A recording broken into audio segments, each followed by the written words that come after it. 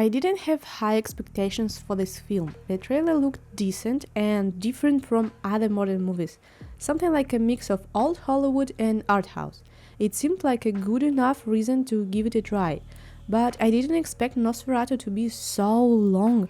It lasts more than 2 hours, and halfway through, I couldn't even figure out what exactly they wanted to show us. Who are all these characters? Who am I supposed to root for? It took me a good hour to realize that my attention should focus on the newlyweds. Thomas Hatter, played by Nicholas Hoult, and Ellen Hatter, played by Lily-Rose Depp. I think I was a little misled by the trailer, expecting the film to be more about Nosferatu himself or the people fighting against him.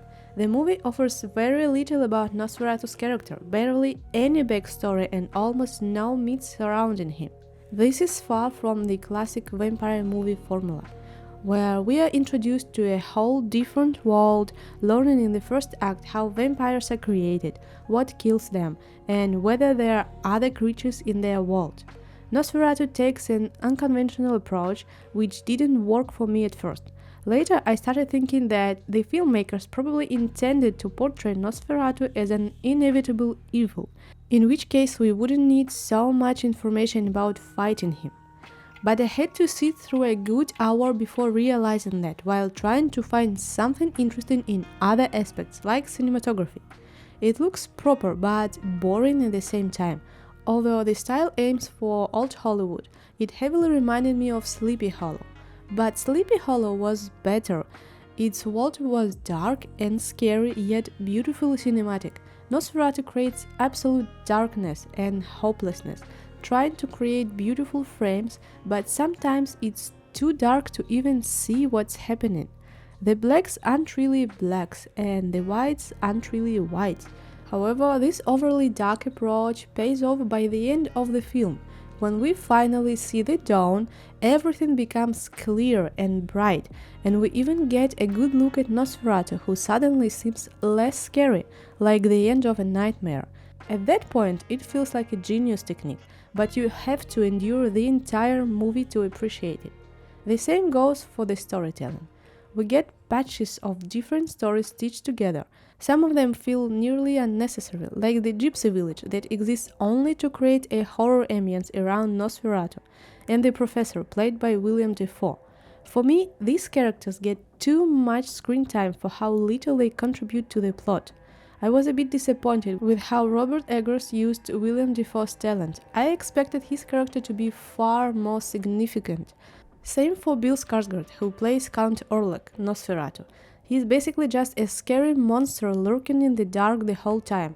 Maybe I just didn't get it, but having so many talented actors and not fully utilizing their charisma felt like a waste of talent. That said, there are other characters who essentially carry the film. As I mentioned, the main story revolves around the Hatter couple.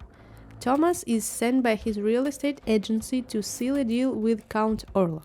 His wife didn't want him to go. She sensed something bad might happen. Ellen is a fascinating character, and in my opinion, Lily-Rose Depp nails the role 100%. Ellen is tortured by Nosferatu in her dreams, and she seems possessed by him. Her facial expressions are so precise and haunting. They create horror through raw emotion alone, without relying on special effects or makeup. You truly believe Ellen loves her husband deeply, and through Lily-Rose's acting you can see how her love drives her to the point of being willing to sacrifice herself. Meanwhile, Thomas does everything he can do to save her. It's a bit like the classic O. Henry story, The Gift of the Magi, where a poor couple sacrifices their most valuable possessions to give each other gifts. The wife cuts off her hair to buy a chain for her husband's watch, while he sells his watch to buy combs for her hair. That timeless tale of love and self-sacrifice works perfectly here. And it's what makes Nosferatu deeper than it seems. It's not just another vampire movie or even a fantasy with its own world. It's a dark and horrifying backdrop for a beautiful love story. This love story is also supported by another family drama involving the Hatter's friends. Friedrich Harden's grief adds another layer of an ordinary person drama.